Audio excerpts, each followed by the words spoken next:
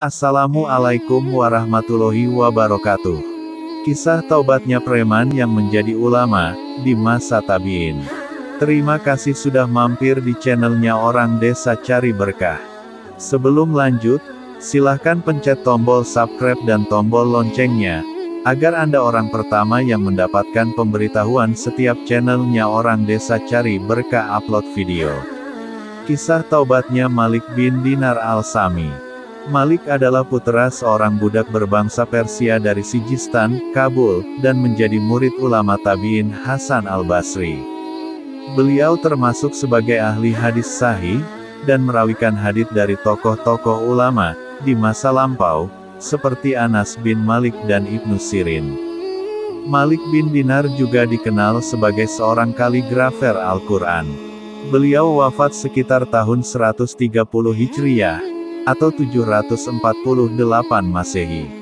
Berikut kisah pertobatannya. Malik bin Dinar, dikenal sebagai sosok preman yang suka mabuk-mabukan pada abad kedua Hijriah.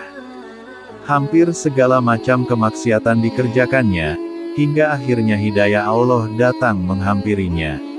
Malik bin Dinar bercerita, "Kehidupanku dimulai dengan kesia-sian, mabuk-mabukan, maksiat, berbuat zalim kepada manusia, memakan hak manusia, memakan riba dan memukuli manusia.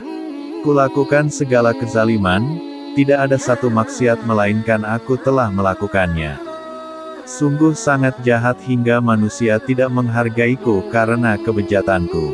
Malik bin Dinar menuturkan, "Pada suatu hari, aku merindukan pernikahan dan memiliki anak. Maka kemudian aku menikah dan dikaruniai seorang puteri, yang kuberi nama Fatimah. Aku sangat mencintai Fatimah. Setiap kali dia bertambah besar, bertambah pula keimanan di dalam hatiku, dan semakin sedikit maksiat di dalam hatiku. Pernah suatu ketika, Fatimah melihatku memegang segelas khamar, maka dia pun mendekat kepadaku dan menyingkirkan gelas tersebut hingga tumpah mengenai bajuku. Saat itu umurnya belum genap 2 tahun. Seakan-akan Allah lah yang membuatnya melakukan hal tersebut. Setiap kali dia bertambah besar, semakin bertambah pula keimanan di dalam hatiku. Setiap kali aku mendekatkan diri kepada Allah selangkah, maka setiap kali itu pula aku menjauhi maksiat sedikit demi sedikit. Hingga usia Fatimah genap 3 tahun, saat itulah Fatimah meninggal dunia. Maka aku pun berubah menjadi orang yang lebih buruk dari sebelumnya. Aku belum memiliki sikap sabar yang ada pada diri seorang mukmin, yang dapat menguatkanku di atas cobaan musibah. Kembalilah aku menjadi lebih buruk dari sebelumnya. Setan pun mempermainkanku, hingga datang suatu hari, setan berkata kepadaku, 'Sungguh hari ini engkau akan mabuk-mabukan dengan mabuk yang belum pernah engkau lakukan sebelumnya.' Maka aku bertekad untuk mabuk dan meminum khamar sepanjang malam. Aku minum, dan minum. Maka aku lihat diriku telah terlempar di alam mimpi. Di alam mimpi itu, aku melihat hari kiamat. Matahari telah gelap, lautan telah berubah menjadi api, dan bumi pun telah bergoncang. Manusia berkumpul pada hari kiamat. Manusia dalam keadaan berkelompok-kelompok. Sementara aku berada di antara manusia, mendengar seorang penyeru memanggil, 'Fulan ibnu Fulan, kemari. Mari menghadap Al-Jabbar atau Allah.' Aku melihat si Fulan tersebut berubah wajahnya menjadi sangat hitam, karena sangat ketakutan. Sampai aku mendengar seorang penyeru menyeru namaku, 'Mari menghadap Al-Jabbar.' Kemudian hilanglah seluruh manusia dari sekitarku, seakan-akan tidak ada seorang pun di padang mahsyar. Kemudian aku melihat seekor ular besar yang ganas lagi kuat, merayap mengejar ke arahku dengan membuka mulutnya. Aku pun lari karena sangat ketakutan. Lalu aku mendapati seorang laki-laki tua yang lemah. Aku pun berkata, 'Hai, selamatkanlah aku dari ular ini.' Dia menjawab, 'Wahai anakku, aku tak mampu. Akan tetapi larilah ke arah ini, mudah-mudahan engkau selamat.' Aku pun berlari ke arah yang ditunjukkannya, sementara ular tersebut berada di belakangku. Tiba-tiba aku mendapati api ada di hadapanku. Aku pun berkata, apakah aku melarikan diri dari seekor ular untuk menjatuhkan diri ke dalam api? Aku pun kembali berlari dengan cepat, sementara ular tersebut semakin dekat.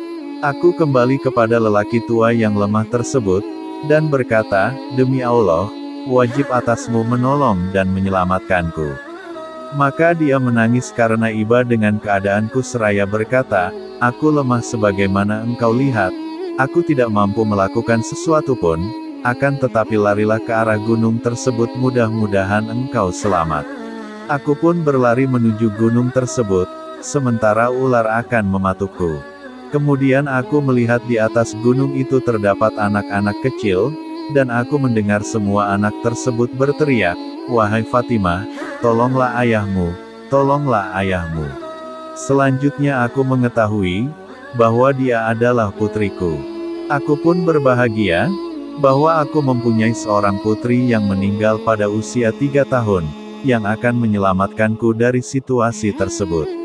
Maka dia pun memegangku dengan tangan kanannya, dan mengusir ular dengan tangan kirinya, sementara aku seperti mayit, karena sangat ketakutan. Lalu dia duduk di pangkuanku sebagaimana dulu di dunia. Dia berkata kepadaku, wahai ayah, belumkah datang waktunya bagi orang-orang yang beriman, untuk tunduk hati mereka mengingat Allah. Quran Surah Al-Hadid, 16. Maka kukatakan, wahai putriku, beritahukanlah kepadaku tentang ular itu.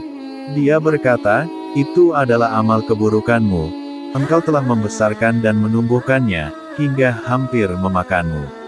Tidakkah engkau tahu wahai ayah, bahwa amal-amal di dunia akan dirupakan menjadi sesosok bentuk pada hari kiamat, dan lelaki yang lemah itu adalah amal salehmu, engkau telah melemahkannya, hingga dia menangis karena kondisimu, dan tidak mampu melakukan sesuatu untuk membantu kondisimu. Seandainya saja engkau tidak melahirkanku, dan seandainya saja tidak mati saat masih kecil, tidak akan ada yang bisa memberikan manfaat kepadamu. Beliau berkata, aku pun terbangun dari tidurku dan berteriak, wahai Robku, sudah saatnya wahai Robku, ya, belum datangkah waktunya bagi orang-orang yang beriman, untuk tunduk hati mereka mengingat Allah. Lantas aku mandi dan keluar untuk sholat subuh, dan ingin segera bertaubat dan kembali kepada Allah. Malik bin Dinar berkata, aku pun masuk ke dalam masjid, dan ternyata, imam pun membaca ayat yang sama. Alam yakni lilazina amanu, angtahsa qulubuhum li zikrillahi, wa ma nazala minal haqqo, wa la yakunu kalazina utul kitaba, min qablu fatola alaihimul amadu, fahosat qulubuhum, wa kasir minhum, fasikun. Yang artinya, belumkah datang waktunya bagi orang-orang yang beriman, untuk tunduk hati mereka mengingat Allah, dan kepada kebenaran yang telah turun kepada mereka, dan janganlah mereka seperti orang-orang yang sebelumnya, telah diturunkan Alkitab kepadanya, kemudian berlalulah masa yang panjang atas mereka, lalu hati mereka menjadi keras. Dan kebanyakan di antara mereka adalah orang-orang yang fasik.